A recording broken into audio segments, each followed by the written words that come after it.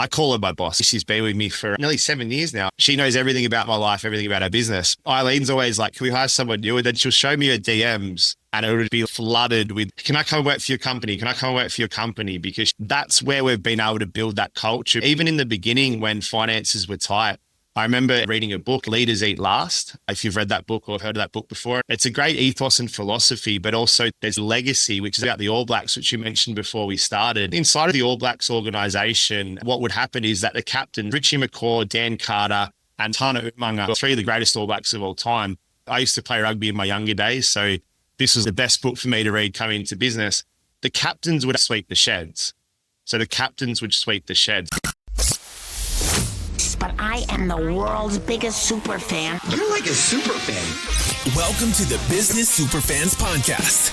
We will discuss how establishing business superfans from customers, employees, and business partners can elevate your success exponentially. Learn why these advocates are a key factor to achieving excellence in the world of commerce.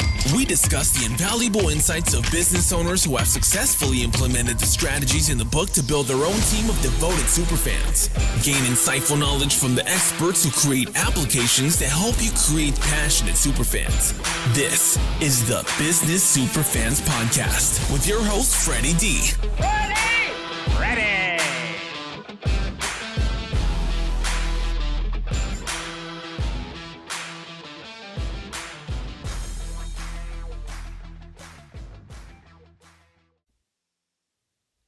Hey, Freddie D here. What does it take to build a business that not only grows, but creates raving fans at every level, customers, teams, and communities alike? In this episode, we chat with James Wellington, who has lived that journey firsthand. After losing his mom at a young age, he struggled to find purpose. James threw himself into semi-professional rugby before turning his competitive drive toward entrepreneurship, and quickly realized that the true freedom isn't just about making money. It's about building businesses that align purpose with profit and inspire loyalty through impact. From founding Australia's largest digital marketing school to scaling companies beyond seven figures and now helping entrepreneurs and small to mid-sized businesses accommodate their financial needs to Amala Finance, James has mastered the art of turning transactions into transformation. If you're ready to build a brand people believe in and grow profits while you're at it, you're going to love this conversation. Hello, James from Amala Agency, all the way from Gold Coast, Australia. Welcome to the Business Superfans podcast. We're excited to have you, James. Thanks so much for having me, Frederick. It's an honor to be here. It's an honor for you to be on the show. Tell us a little bit about the backstory of what is Amala Agency all about, and more importantly, how did you come up with Amala Agency? Perfect. I'll start with the word because I think that's the thing that most people really resonate when they understand the words. In 2006, I lost my mother, Amanda Lani, due to breast cancer.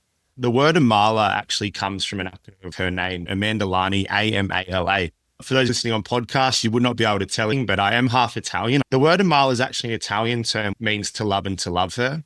In Arabic, Hindu, it means beacon of hope, beacon of light, wisdom, and hope.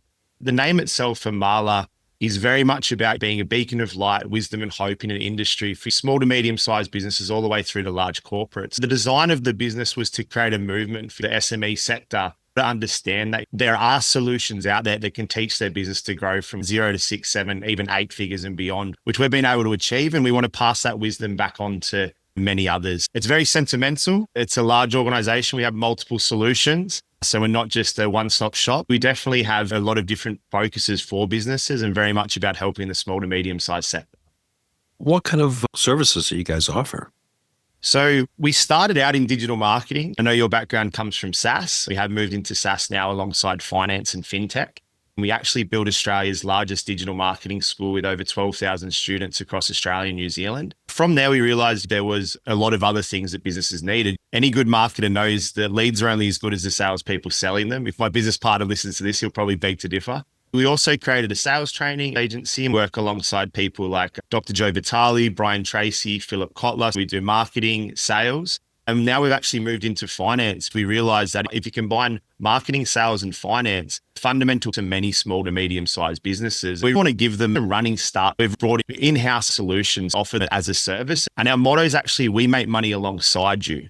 So using finance, we get paid from the lender, which allows us to make money alongside our clients by accelerating their growth. So yeah, we do quite a lot, but those are the three main things.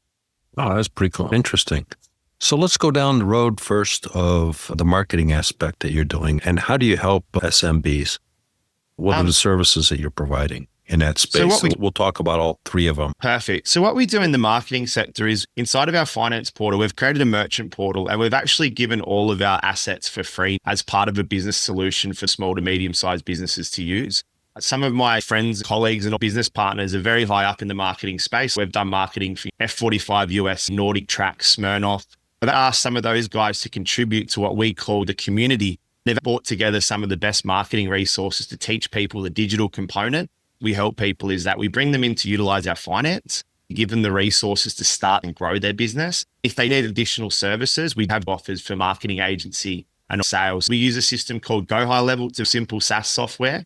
We chose because of the open API and open coding, which allowed us to connect to other assets and widgets. And we just give a full business solution in terms of marketing. I think a lot of people are focusing on every platform versus, hey, get good at one, get some lead flow coming in, and then watch your business grow from there. We give a lot of our resources away for free in order to help the business grow.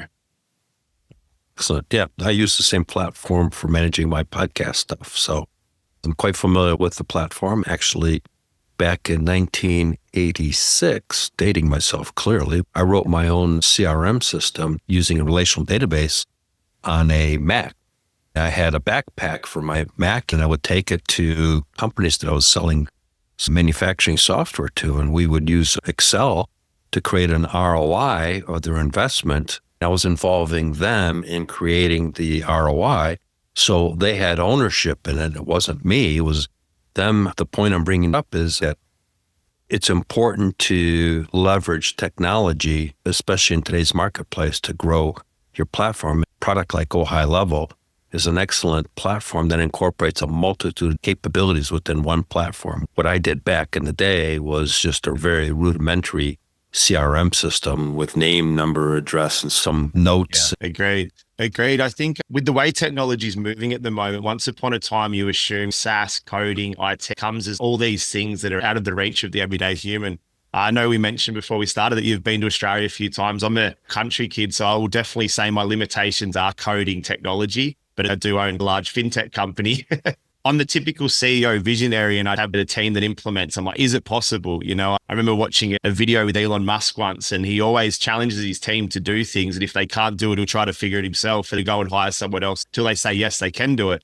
That's pretty similar to myself. My team's always like, you've got these crazy visions, but through Go High Level, a lot of the things I'm saying possible, which I love. For anyone starting out, it's so much more than just a CRM. With all the different plugins now, it allows people to have a full business solution without having to be an IT genius or a coder, like you mentioned. Right. Well, that's what I needed to do at the time because nothing existed. Then I ended up using a system called PAT. Wow, I still remember it. The Contacts, Activity, and Times for automation. Back then, there was no email that existed. So I would create template documents and use them as letters. When I would go out and sell to somebody, I would send a follow-up. Thank you for taking the time out of your busy day to meet with me. But it'd be one letter, these 6 people, and poof, it'd be personalized. And then I would actually mail it through the postal service, a letter. And that was a game changer because nobody was doing that. Yeah, it's true. I think, as I mentioned, we worked directly with Brian Tracy. One thing Brian said to me, and it's so simple. I've been in sales for nearly 8 years now.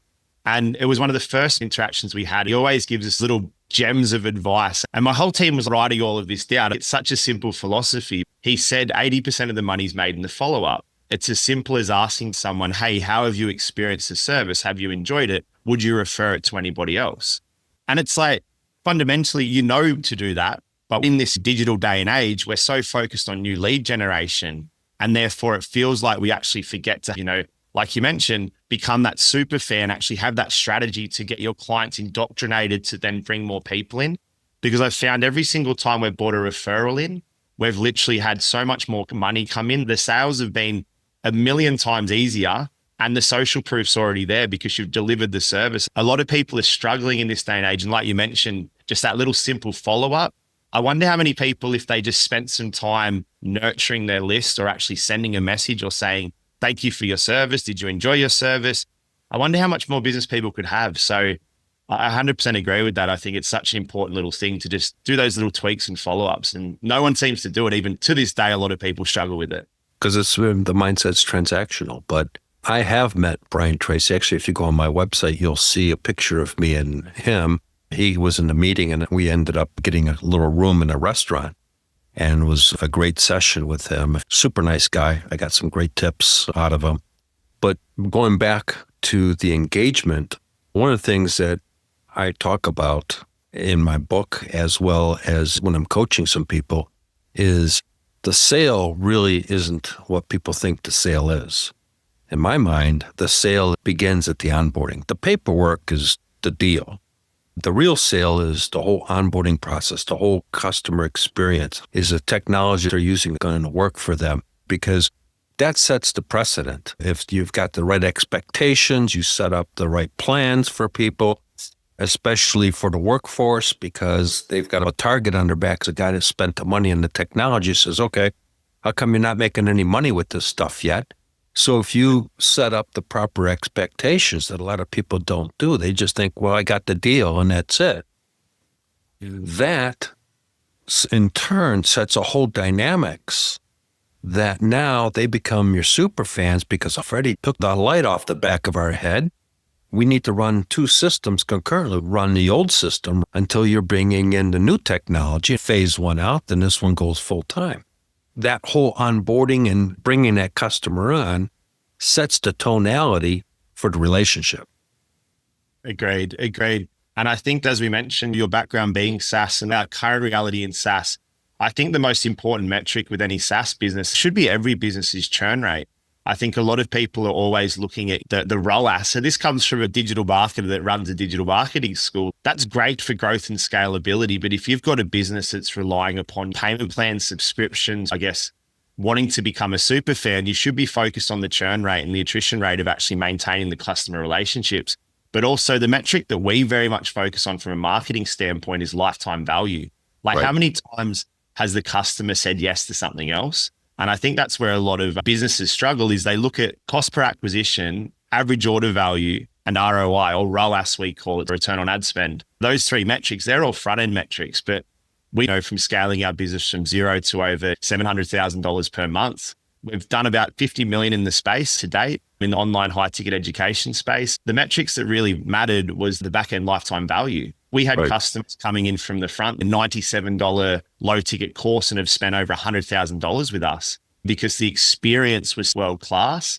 And I think that's where the superfan really comes in, that strategy of how can you have people buy into a mission and a vision that they don't just want to be transactional, but more transformational. How can your business transform them from day one to day 670, 2 years down the track? And I think a lot of people lose sight of that.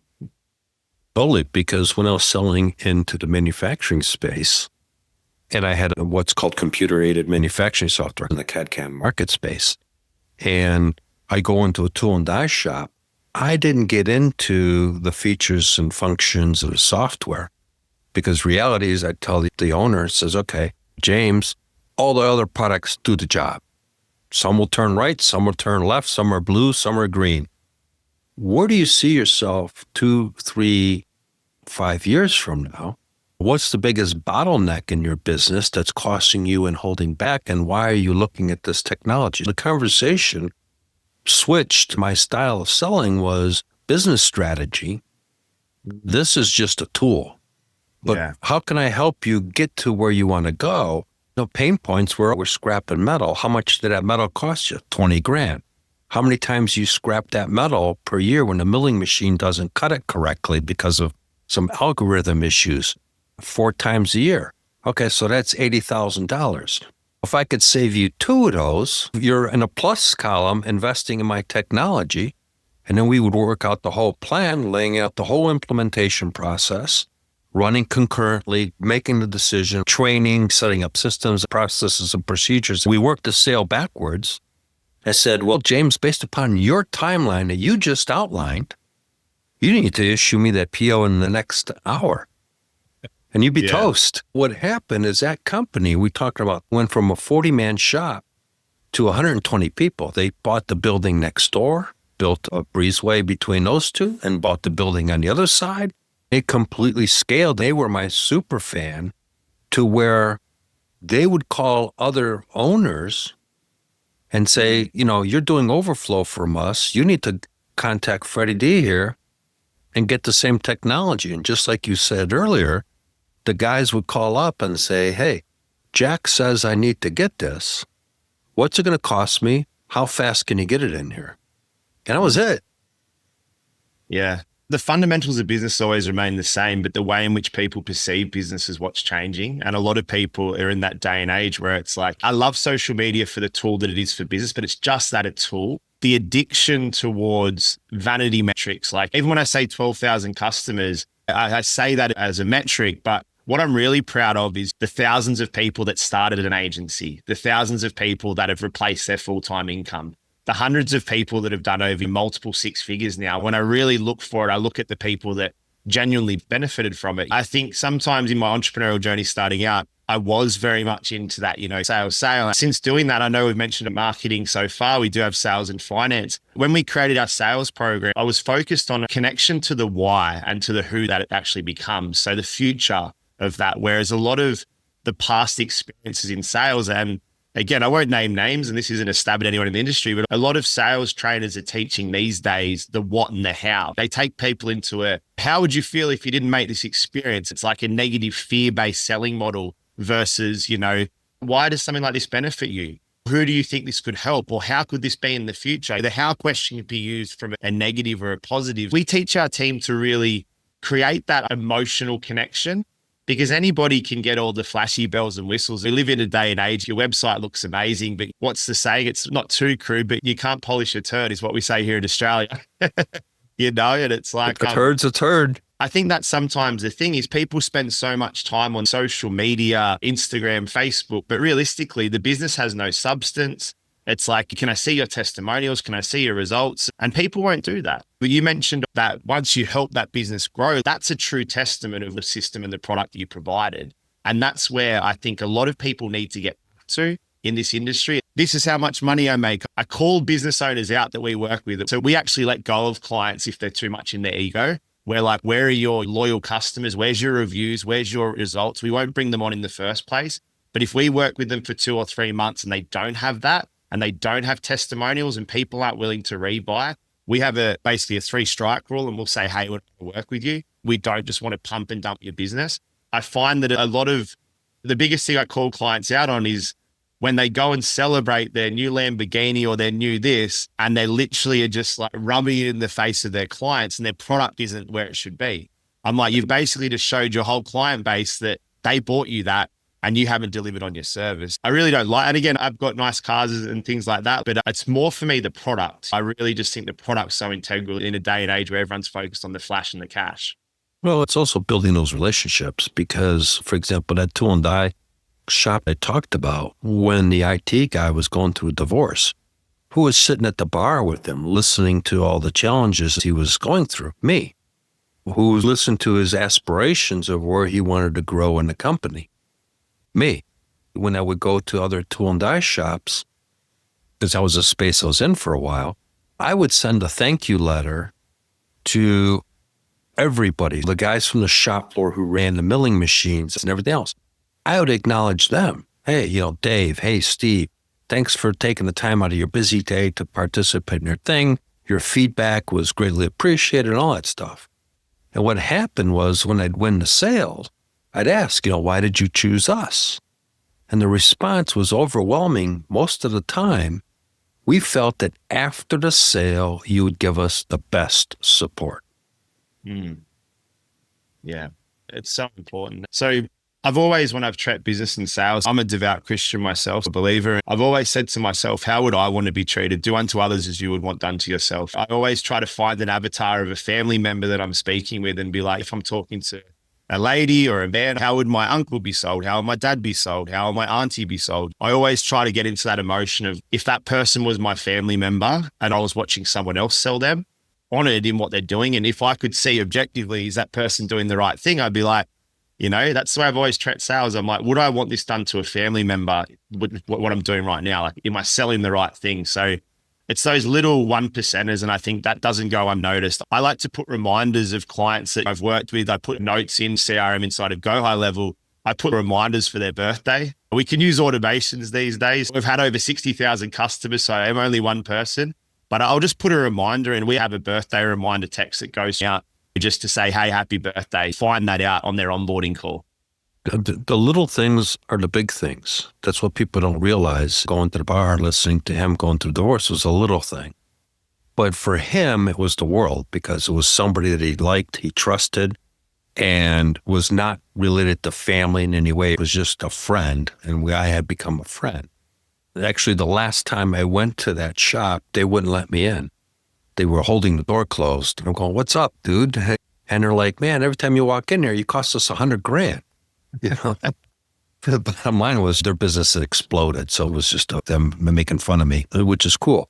Yeah, sales is everything. I kind of like to look at, I don't look at selling people. I get people to buy. That's the outlook I'd look at. If it was your family member, how would you like them to feel? One of the things I've learned over the years in sales and building businesses is it's really about your team. Because, Michael Jordan, one of the greatest basketball players in the world, couldn't do it by himself. He needed the team to win all those championships. I think a lot of business owners have a mindset, and you probably run across this, that I'm giving you a job. You should be thankful I'm giving you a job versus you should be thankful that you got the person that's taking a job away from you so you can focus on doing something else. And that's the only way you can grow, right? Agreed. Again, going back to, referencing the Bible, one thing we very much live by in our organization is not using the term visionary because that's singular. We reference vision casting. What I like to do is incorporate all of our team having a vision within a vision, really grows and accelerates and has had pretty exponential growth, to be honest with you. But it comes from a team having a vision alongside a vision. Because if it's a visionary, it's singular. And sometimes as a boss, you can see that, I'm your employer and this and that. Versus how are you creating independent leaders inside of an organization? So I always say to my team, we've got a lot of team in the Philippines. Being in SaaS and tech, there's some amazing team members from the Philippines. Basically, I'm like, do not call me boss. It's just James. Do not think that it's my way or the highway. I can't see everything. I can get very tunnel vision focused. But if I have you alongside me casting a vision of how you see it, we'll spend more time in workshopping than actually getting done. So we always workshop a lot. I've noticed that all the big tech companies do it. I have a few friends that have worked inside Meta and Google, and they'll workshop for 8 hours and do implementation for an hour. We very much focus on... You could collapse the whole process. Exactly. And so we'll bring together our team versus getting fully indoctrinated in a task that might be weeks and months on end. We'll take checks and say, hey, how do you guys see this right now? My team, it might be day one or been with me for 5 years, which some of my team have been. We keep our team for a long time because they love our environment. But I'll say to them, it doesn't matter if it's your first day or your 1000th day. What do you see that I may not? And they always, especially the day one people, I'm a little bit, nervous, but I say, what do you see that I may not? And they really have just found their voice. One thing I love, and it's really started to be apparent with our vision and mission, having lost mum, our mission is to lead to the eradication of cancer. I want to bring people together and start to wipe out these diseases. My partner lost her father. He was diagnosed with HIV. So cancer and HIV are two of our big things we want to lead to the eradication of. My team now will say, I'll see one of the guys in the Philippines. It's like 2 a.m. my time. So they're 2 hours behind. It's like midnight. And I'm like, what were you doing last night? And they were like, I was working. I was just getting this project done. I'm like, yeah, but that's not your day. And they said, it's for Amala. And it's really apparent that they've bought into that mission of the business. And they just say for Amala. And I'm like, that's how we know we're on the right track. What you've got is you've created super fans of your team. That energy and that tonality and that mindset trend. That's why you guys are scaling so successfully, because your team is empowered. When you're talking to prospective customers or existing customers, that energy comes across, right? It's contagious because if you reach out to someone and get an email and you can tell, you can see how the wording is, or you have a phone conversation and someone says, yeah, hi, can I help you? Yeah. You know that they're not having a good day. They're not excited and everything else. And you're going to go, I'm not sure about that business or that place. And again, it goes back to the little things or big things. And you've gotten someone put in an extra effort above and beyond. That's someone that loves where they're working. And they're a super fan and they're telling everybody about what a great company they're working at. And again, you can't buy that kind of PR. Yeah. My friends in Australia make the joke, like, you're like the king of the Philippines, because whenever anyone needs a virtual assistant, Eileen, she'll hear this because she'll be part of the editing team. I call her my boss. She's been with me for nearly 7 years now. She knows everything about my life, everything about our business. Eileen's always like, can we hire someone new? And then she'll show me her DMs and it would be flooded with, can I come and work for your company? Can I come and work for your company? Because that's where we've been able to build that culture. Even in the beginning when finances were tight, I remember reading a book, Leaders Eat Last. If you've read that book or heard of that book before, it's a great ethos and philosophy, but also there's legacy, which is about the All Blacks, which you mentioned before we started. Inside of the All Blacks organization, what would happen is that the captain, Richie McCaw, Dan Carter, and Tana Umaga, three of the greatest All Blacks of all time. I used to play rugby in my younger days, so this was the best book for me to read coming into business. The captains would sweep the sheds. So the captains would sweep the sheds. So it wasn't rugby if we get covered in mud and everyone has tape all over them. It's a messy change room, but the captains would actually sweep the sheds. When I started business, it was like, James, you'll sweep the sheds. You need to sweep the sheds. If you're the captain or the leader of this company, you sweep the sheds. And that's really covered through our whole organization. Even in the beginning, when finances were tight, I was like, I'm not going to just skim this business for profits. I'm going to sit there and make sure everybody's got incentives, getting bonuses, Christmas time, Christmas parties. Even if it isn't financially where it needs to be, I'll still make sure everyone else eats first. So that's one thing I think a lot of businesses I've seen make the mistake is it's like the employee's dispensable versus they're irreplaceable. When they become a super fan, like you mentioned, they're irreplaceable. I get so upset when someone leaves and I don't ever beg. I always want them to go on their journey and do what they want to do with their life. But I love our team and I think it's such an important thing to really have that asset of super fans in your organization, like you mentioned. Yeah. One thing about management is that as a manager or as an executive in the company, your job is really to make sure that your team is successful. That's it. You make sure that they're successful. You're the conduit between executive management. If they need something, they tell you, you go to executive management and you help them be successful. If you take care of your team, they'll take care of you. You don't have to worry about yourself. It's automatic. Agreed. So let's talk about the third quadrant here, which we talked about finance. Tell me a little bit about how you guys help businesses via finance.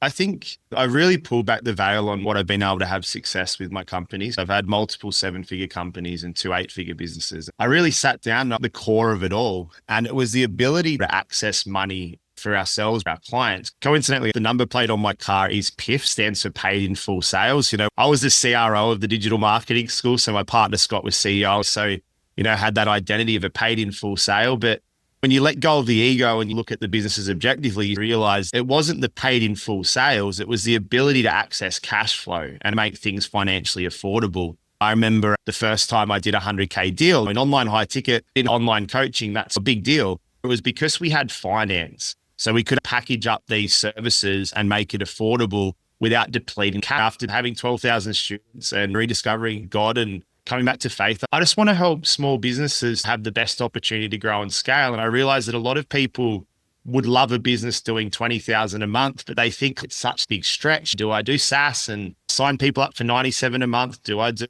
coaching where it's 2,000 a month? When you pull back the numbers, if you can offer a service between $5,000 to $10,000 and genuinely make it affordable and get your customer a great result, you're only needing to do 2 to 4 sales a month and you have a business doing $250,000 per year. When you contribute that to lead flow and everything else, what we've decided to do, and it hasn't really been done before in the industry, especially in coaching, holding on to the guru and they want to be seen as the expert.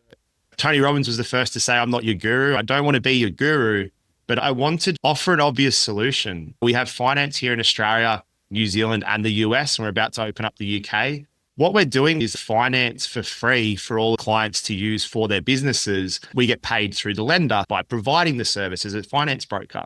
A small subscription, which just covers a couple of bills for the team. We don't pay our staff members for being in SDR, but we ideally are giving away all of our resources. If I can give someone finance, teach them everything we used to charge thousands of dollars for marketing, teach everything in terms of sales. If they can get a lead, convert that lead, place them into finance, we can genuinely help over 10,000 people create a six-figure business. Rather than we're $1 billion company, I'd love to be able to say create billions of dollars through our clients. You spoke about Superfans, and we speak about it all, obviously the theme of the podcast. We had Mission 10,000 for our school, and it was, 10,000 certified marketers. We did 12,000.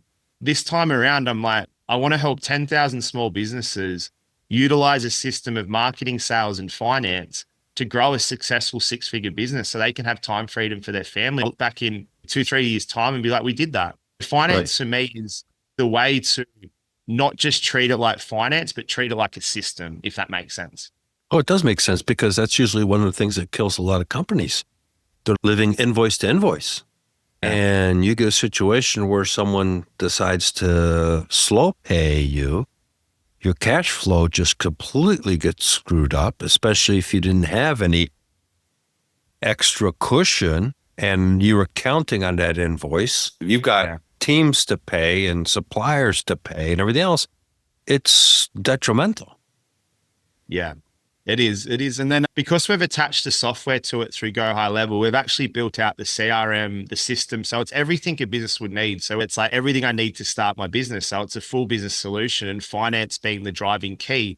Because if you can, like you said, slow pay, payment plans can be the killers of business, especially in the online world that a lot of us are operating in these days. Unless you want to be that company that follows them up and sends them to debt collectors and do all that nasty stuff that nobody wants to do, but you have to when you've delivered a service. And I think for a lot of people, especially I've got a lot of mates in trade, all it takes is one or two invoices not getting paid, the person not returning their calls or literally avoiding them at all costs, and they're laying staff off. So it's like, if you can get finance, which means you can de-risk your business, but more importantly, you can increase your cash flow and make it more affordable for your customers. So what we've done as well is that once a client becomes an active referral partner, our vision is to lead to the eradication of cancer and HIV and many other sicknesses, illnesses, and disease. Whether we get rid of things in this world, I want to do good in this world. So once someone becomes an active referral partner from our $97 a month subscriptions, that's USD, we actually then are going to donate, once they start referring, $100 from that 97 straight to a charity of choice. The goal is 10,000 active referral partners. So we can give $1 million a month. Collective community input will equal collective community output. You're stronger together, and that super fan, this is exactly what we're talking about. I'm so grateful to have been on here today, because what you believe is exactly what I believe. And it's a mission far beyond that ourselves. We want to bring people together. It's really empowerment. What we're doing is we're empowering people to empower other people. Once you've got those people empowered, phenomenal things happen. Just like you described, you got your guy at midnight in Singapore. I remember I've shared the story several times, but it drives the point home. We were prepping for a presentation, and it was about midnight. The presentation's following morning. We got to present and demonstrate our software, designing the customer's part. You can't just, they want to see how it works for their stuff, not the dog and pony show. It was about midnight, and our manager walks in with a couple of pizzas and some beers. He sits down with us, and we have some pizza and a couple of beers. He basically goes, I know you guys are going to stay late. Don't stay late, but you're going to stay late. Appreciate you guys, and then left. But the fact that he showed up was monumental. We did the presentation the next morning. We all crashed at the office, did the wash in the bathroom, switched into our suits and all that stuff. And at the end of the presentation, it was a Thursday afternoon, we're all done. He goes, all right, guys, looks like it all went well. I'll see you guys Monday. Get out of here. It's the best. It's little things. And I remember it's probably about the 12th time I shared that story, but how many people you see do that anymore? Yeah, it's so true. And it's those little Because they say that the core memories of development are from 0 to 6 years of age, but I don't believe our innocence and childlike nature ever goes away. So when someone treats you with respect, that's the biggest thing in the world. You remember that. I'm exactly the same. I can remember times where I had bad bosses, and when I had great bosses, I strive to be that person that leaves those core memories of team. We've had team leave and just be like, hey, I made a mistake. Can I come back? I'm like, we don't have anything at the moment, but you'll be the first that we let know. We've actually brought team back in. And I know that's where everyone's like, don't do that. But it's like, I don't believe anyone ever leaves on their own accord through malice. I believe they either haven't been heard or they are trying to accelerate their own future. And that's where I always say to my team, bingo, right there. I think, who am I to limit someone else's future potential? That's what I always say to myself. Everyone makes it personal. And I'm a big vision thinker and I want visionaries alongside me. So when someone says, I'm going to do this on my own, I'm like, good luck. If you need me to endorse something, if you need support, let me know. I've got the resources. We always strive to do that. It hurts at first, especially when they've been with you for a long time. But when you get out of the ego and out of the look at poor old me and go, hey, get yourself out of your own way. Exactly. James, as we come to the end here, how can people find you? The easiest way is through Instagram. If people connect with me on social media, it's at James Wellington Official, or our main website is amalafinance.com.au. We're building our new website because we have expanded our finance. I've got a Marla group.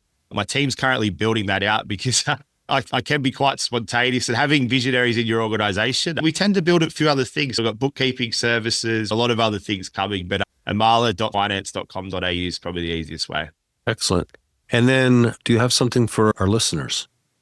So if anyone comes through there and they mention that in the notes, you can get access to the finance company. We do 30 free trial. You don't have to stay on past the trial. We guarantee you will get a funded application within your first month. If you don't, there's no obligation to stay. We only fund deals 5,000 and above. It's $97 a month. So it's like a 6X guarantee. So basically, if you get a deal in your first month, we guarantee we'll help you 5 to 6 extra investments. We're here to help people grow and achieve the life they deserve. James, we've had a great conversation, great insight. It's great for our listeners, and we look forward to having you on the show down the road again. Appreciate it. Thanks so much for having me. Hey, Superfan Superstar, Freddie D here. Before we wrap, here's your 3A playbook: attract, advocate, and accelerate your business. Power move for today. So here's this episode's top insight. You don't scale a brand by selling harder. You scale by transforming customers into believers who champion your mission alongside of you. So here's your business growth action step. Design one customer experience upgrade this week that makes customers feel like mission-driven insiders, not just transactions. If today's conversation sparked an idea for you, share it with a fellow business leader who would benefit, and grab the full breakdown in the show notes. Let's accelerate together and start creating business superfans who not only champion your brand, but accelerate your growth. We hope you took away some useful knowledge from today's episode of the Business Superfans podcast. The path to success relies on taking action. So go over to businesssuperfans.com and get your hands on the book if you haven't already. Join the Accelerator community and take that first step in generating a team of passionate supporters for your business. Join us on the next episode as we continue guiding you on your journey to achieve flourishing success in business.